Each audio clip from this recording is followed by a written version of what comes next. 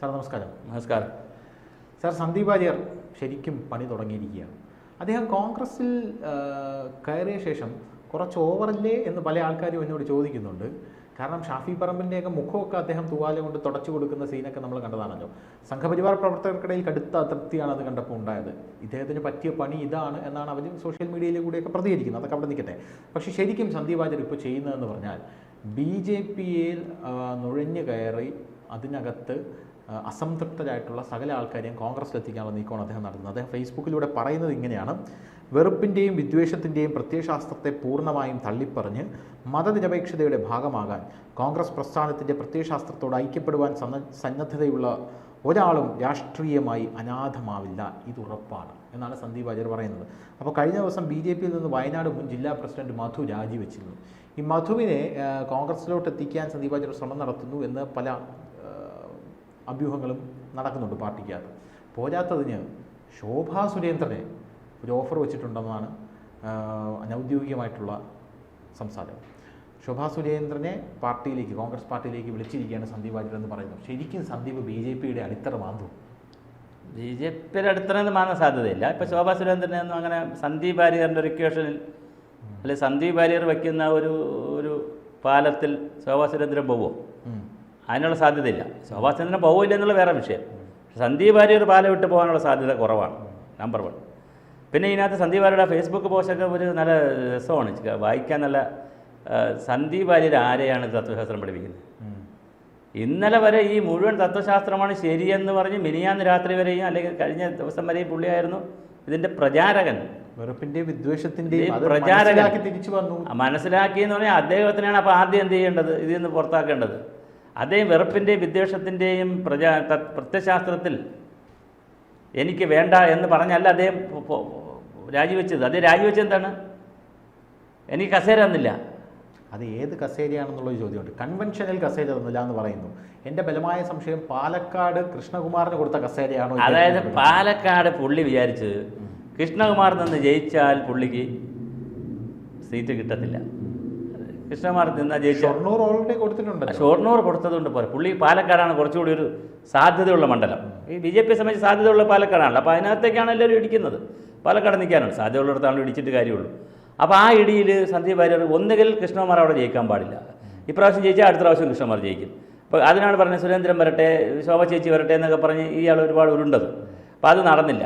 രണ്ടാമത് ഇയാൾ പുറത്ത് പോണത് കസേര മോളിൽ, ഇയാൾക്ക് കസേര മോളിൽ കൊടുത്തിരുന്നെങ്കിൽ ഇത് നല്ല എന്താണ് മധുര മനോഹര മനോജ്ഞമായ സുന്ദരമായ പാർട്ടി.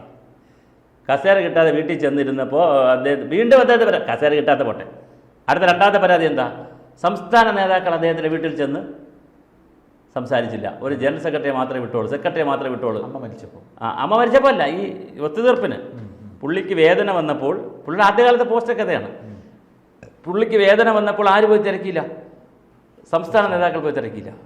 പുള്ളി കോൺഗ്രസ് ചേരാൻ വേണ്ടി അഖിലേന്ത്യാ നേതാക്കൾ വേണം. പുള്ളി ഒരു ബാർഗനിങ് രാഷ്ട്രീയത്തിൻ്റെ ആളാണ്. ഇന്ന് CPI-യിൽ ജനയുഗത്തിലൊരു ലേഖനം കിടക്കുന്നു.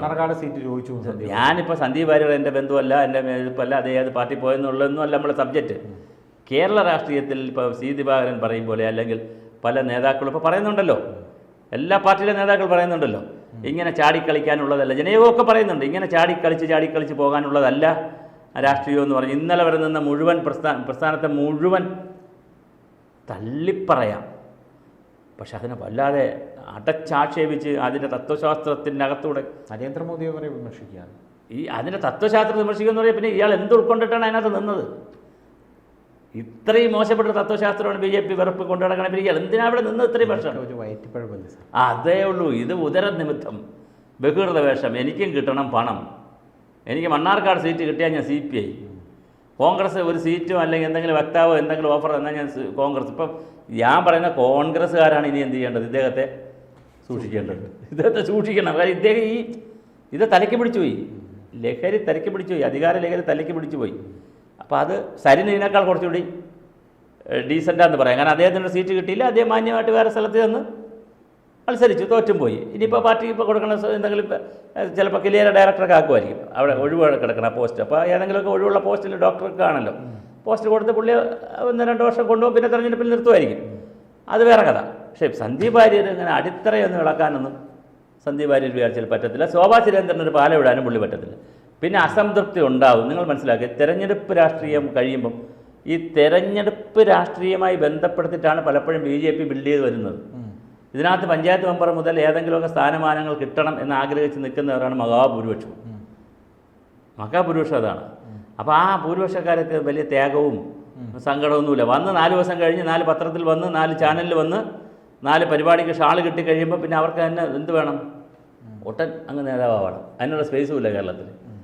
പഞ്ചായത്ത് മെമ്പർ തൊട്ട് പാർലമെൻറ്റ് കുറേ സീറ്റ് ഉണ്ടായിരുന്നെങ്കിൽ ഇത് അതിനുള്ള സ്പേസും ഇല്ല. അപ്പാടെ കുറച്ച് സ്പേസ് അല്ലേ ഉള്ളൂ. കോർപ്പറേഷൻ കൊടുക്കാൻ പറ്റില്ല, ഒന്നുമില്ലല്ലോ, കയ്യിലൊന്നും ഇല്ലല്ലോ. അപ്പോൾ കയ്യിലൊന്നും ഇല്ലാത്തതുകൊണ്ട് എന്ത് ചെയ്യും? ഈ ഭരണവരെല്ലാം വലിയ മോഹമാണ്. പോകാൻ സമയത്ത് അവർ തള്ളിപ്പറയും. ഇതൊരു ഒരു ശൈലിയായിരിക്കുകയാണ്. അപ്പോൾ അതുകൊണ്ട് സന്ദീപ് വാര്യർക്ക് അങ്ങനെ അത്ര, പിന്നെ കുറച്ച് പേര് പോകില്ല എന്ന് പറയാൻ പറ്റത്തില്ല. അത് സന്ദീപ് വാര്യർ ഇല്ലെങ്കിലും കുറച്ച് പേര് പോകും.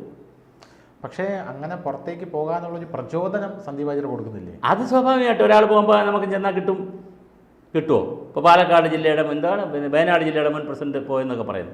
മാധു പോയെന്ന് പറയുന്നത് എത്ര കാലം അവർ ഉൾക്കൊള്ളും? ഏത് പാർട്ടി പോയി ചേർന്നാലും അതിനൊക്കെ പരിമിതിയുണ്ട്, വല്ലാത്ത പരിമിതിയുണ്ട്. അപ്പോൾ അതുകൊണ്ട് ഇപ്പോൾ ഒരു സന്ദീപ് വാര്യർ പോയി എങ്കിൽ പിന്നെ ഞാൻ ചോദിക്കണത്, സാധാരണ ചില ആളുകൾ പാർട്ടി ചേരുമ്പം കൂടെ ഒരു 10-25 പേരെ കൂടെ ഒന്നിച്ച് ചേർക്കും പത്രസമ്മേളനത്തിൽ. ഇതൊന്നും സന്ദീപ് വാര്യർക്ക് പറ്റിയില്ലല്ലോ. അപ്പോൾ ഇതിനകത്ത് കുളം കലക്കി മീൻ പിടിക്കാൻ പറ്റുമോ എന്നുള്ളൊരു വേറെ പൊളിറ്റിക്സാണ്. അത് വേണ്ടത്ര ചിലപ്പോൾ വിജയിക്കത്തില്ല, വിചാരിക്കുന്നവർ വിജയിക്കത്തില്ല. ചിലപ്പോൾ 1-2-3 പേരൊക്കെ പോയെന്നിരിക്കും. ചിലപ്പോൾ നടപടി വേറെ എന്തെങ്കിലുമൊക്കെ നടപടി, പാലക്കാട് പലരും വരും നടപടി വരും എന്നൊക്കെ കേൾക്കും. നടപടി വന്നാൽ ചിലപ്പോൾ അവർ ഏതെങ്കിലും പാർട്ടിയിൽ പോയെന്നിരിക്കും, താൽക്കാലികമായിട്ട് എടുത്തുകൊണ്ട് കൊണ്ടുപോകുന്ന പാർട്ടി താൽക്കാലികമായിട്ട് ഒരു ഹൈപ്പിൽ നിർത്തിയെന്നൊക്കെ. പക്ഷേ അതൊന്നും ലോങ് റണ്ണിൽ വലിയ ആയുസെന്നുള്ള ഒരു രാഷ്ട്രീയമൊന്നുമല്ല. അപ്പോൾ അതുകൊണ്ട് സന്ദീപ് വാര്യർ സന്ദീപ് വാര്യർ ഇപ്പോൾ ചെയ്യുന്നുണ്ടെന്ന് ഈ ഇവരെയൊക്കെ തെളിയും പറഞ്ഞ് ഈ ഫേസ്ബുക്ക് പോസ്റ്റൊക്കെ കളഞ്ഞിട്ട് കോൺഗ്രസ് ചേർന്നല്ലോ പുള്ളി. ആത്മാർത്ഥമായിട്ട് എന്ത് ചെയ്യുക? അവർക്ക് വേണ്ടി വർക്ക് ചെയ്യുക. എന്നിട്ട് ഇപ്പോൾ സീറ്റ് കൊടുക്കാൻ നോക്കില്ലല്ലോ. ഇപ്പോൾ സീറ്റിൻ്റെ ആവശ്യമില്ലല്ലോ, സീറ്റിൻ്റെ സാധ്യതയില്ല. അടുത്ത പ്രാവശ്യം സീറ്റ് എവിടെയെങ്കിലും കിട്ടുമെന്ന് നോക്കുക, പറ്റുമെങ്കിൽ മന്ത്രിയാവാൻ പറ്റുമെന്ന് നോക്കുക. അങ്ങനെ ഒരു പക്വതയുള്ള പൊളിറ്റിക്സാണായി മാറുക. അല്ല അതേ വിചാരിച്ച് BJP തകർക്കാൻ പറ്റുമോ? ഒരു വ്യക്തി പറ്റില്ല. പക്ഷേ ഒരു ആശയക്കുഴപ്പം അദ്ദേഹം അത് ഇങ്ങനെയുള്ള ആശയക്കുഴപ്പമൊന്നും ഇത് കോഫി ടേബിൾ പിന്നെ കോഫിക്കകത്ത് കൊടുങ്കാറ്റെന്ന് പറയും പോലെ ഇങ്ങനെ ചില കൺഫ്യൂഷൻ ഉണ്ടാക്കാൻ പറ്റും. ചില ആളുകൾ അങ്ങോട്ടും ഇങ്ങോട്ടൊക്കെ പോകും. അതല്ലെങ്കിലും പോകുമല്ലോ. ഇപ്പോൾ പത്മരാജാണപ്പോൾ ഇങ്ങോട്ട് വന്നു, സരില്ല അങ്ങോട്ട് പോയി. അതിപ്പോൾ ഓരോരുത്തർ അങ്ങോട്ടും ഇങ്ങോട്ടൊക്കെ പോകും എന്നുള്ളതല്ലാതെ ഒരു വലിയ ഒരു ഡ്രാസ്റ്റിക്കായിട്ടുള്ള ഒരു ചേഞ്ചസ് ഉണ്ടാക്കാനൊന്നും സന്ദീപ് അത്ര വലിയ നേതാവൊന്നുമല്ല. അതിപ്പോൾ ആരിപ്പം എനിക്ക് തോന്നുന്നു സുരേന്ദ്രൻ മാറിപ്പോയാലും അതിന് സാധ്യത ഉണ്ടെന്ന് ഞാൻ വിചാരിക്കുന്നില്ല. കുറച്ച് പേര് പോകുമായിരിക്കും, പക്ഷേ അല്ലാതെ അങ്ങനെ പോകാൻ സാധ്യത കുറവാണ്. കാരണം സന്ദീപ് വാര്യർ കോൺഗ്രസിൽ സർവൈവ് ചെയ്യുമോ? സാറിന് പാടാണ്. ഒരു പ്രാവശ്യത്തെ സർവൈവ് ചെയ്യും, ഒറ്റ പ്രാവശ്യം കൊണ്ടുപോയതിന് വേണ്ടി എന്ത് ചെയ്യും? ഒരു സീറ്റ് അല്ലെങ്കിൽ പിന്നെ വിജയിപ്പിച്ചെടുക്കാനുള്ള സീറ്റൊക്കെ ചിലപ്പോൾ കൊടുത്തെന്നിരിക്കും. തോറ്റുപോയാൽ അവരെ ഭരണം വരികയാണെങ്കിൽ ചിലപ്പോൾ ഏതെങ്കിലും, കാരണം ഇദ്ദേഹത്തിന് കുറച്ച് കാലം ഇങ്ങനെ നിർത്തി മോഹിപ്പിച്ച് ബാക്കിയുള്ളവർ വരുമോ ഒരു ആയുധമായിട്ടൊക്കെ നിർത്തും. അല്ലാതെ ഒരു ലോങ് റൺ ഭാവിയൊന്നും സന്ദീപ് വാര്യർക്കില്ല, അതിനകത്തില്ല, കോൺഗ്രസ്സിലില്ല. കാരണം അതിനുള്ളൊരു പക്വതയുള്ളൊരു നേതാവൊന്നുമല്ല. പക്വതയുള്ള നേതാവ് ഇങ്ങനെയല്ല പോണത്, ഇങ്ങനെയല്ല സംസാരിക്കുന്നതും. പോകുന്നതും ഇങ്ങനെയല്ല, പോയാൽ സംസാരിക്കുന്നതും ഇങ്ങനെയല്ല. പുള്ളി പോയതിന് പറഞ്ഞ റീസണും ശരിയല്ല, പോയിട്ട് പറഞ്ഞ റീസണും ശരിയല്ല, പോയതിന് പറഞ്ഞതും ശരിയല്ല, പോയിട്ട് പറയുന്നത് ശരിയല്ല. ഇപ്പോൾ സംസാരിച്ചുകൊണ്ടിരിക്കുന്നതും യാതൊരു പക്വതയില്ലാത്തൊരു രാഷ്ട്രീയ നേതാവിൻ്റെ ഒരു സംഭാഷണം. ഒരു ചാനൽ ചർച്ചയിലൊക്കെ വന്നിരുന്നൊക്കെ വഴക്കുണ്ടാക്കുമല്ലോ, അവർ വിജയിക്കാൻ വേണ്ടി വഴക്കുണ്ടാക്കുന്നത്, അത്രയേ ഉള്ളൂ. അത് പിന്നെ പ്രേക്ഷകർ, അവരുടെ പാർട്ടിക്കാരായ പ്രേക്ഷകർ നീ എന്തേ വിജയിച്ച് വരാത്തെന്ന് ചോദിക്കുമെന്ന് വിചാരിച്ചായിരിക്കും. സന്ദീപ് വാര്യർ ഇപ്പോൾ ഓടി നടന്ന് മുസ്ലിം മതസംഘടനകളുടെ കാല് പിടിക്കും. അതെന്ന് പറഞ്ഞാൽ ഇത് കോൺഗ്രസിൻ്റെ കൂടെ നിന്ന് ഇവിടെ എന്തായാലും അബദ്ധം പറ്റിപ്പോയാൽ അത് കൂടെ വരട്ടെ എന്നുള്ളതാണ്. പക്ഷെ അതൊക്കെ സക്സസ് ആവില്ല. അതൊക്കെ എല്ലാവർക്കും മനസ്സിലാവുന്നേ. നമ്മളങ്ങനെ പൊട്ടന്മാരൊന്നുമല്ലല്ലോ കേരളത്തിൽ താമസിക്കുന്നവർ, അരിയാഹാരം കഴിക്കുന്നവരെല്ലാവരും. താൽക്കാലികമായിട്ട് ചില കാര്യം അത് കോൺഗ്രസിന് ആത്യന്തികമായിട്ട് ഗുണം ചെയ്യത്തില്ല, ബാധ്യതകൾ ഉണ്ടാക്കിയെടുക്കുകയുള്ളൂ കോൺഗ്രസ്സിന്. മനസ്സിലായില്ല? അപ്പോൾ അതുകൊണ്ട് കുറേ അണികളെയും കൂടെ കൊണ്ടുവന്നെങ്കിലും കുഴപ്പമില്ല.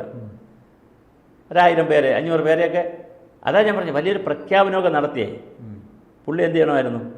ഒരു 500 പേരെയൊക്കെ കൊണ്ടുവന്ന്, സാധാ പ്രവർത്തകരായാലും മതി, ഒരു പിന്നെ ബഹളം ഉണ്ടാക്കണം. അതൊന്നും പുള്ളി കഴിഞ്ഞിട്ടില്ല.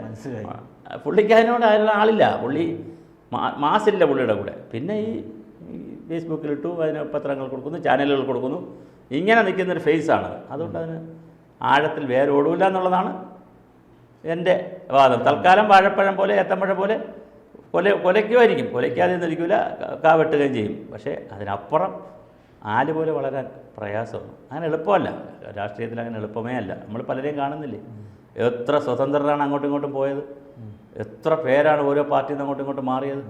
എവിടെ ആളുകൾ? അങ്ങനെ ആരെങ്കിലും നിന്നിട്ടുണ്ടോ? നിൽക്കാൻ ഒക്കില്ല. ഏത് പാർട്ടി BJP ചെന്നാലും നിൽക്കാൻ ഒക്കില്ല. പ്രയാസമാണ് പാർട്ടിയിൽ. കൂടുതൽ വാർത്തകളും വിശേഷങ്ങളും നിങ്ങളിലേക്ക് എത്താൻ ABC മലയാളം സബ്സ്ക്രൈബ് ചെയ്യുക, ബെൽ ബട്ടണും അമർത്തുക.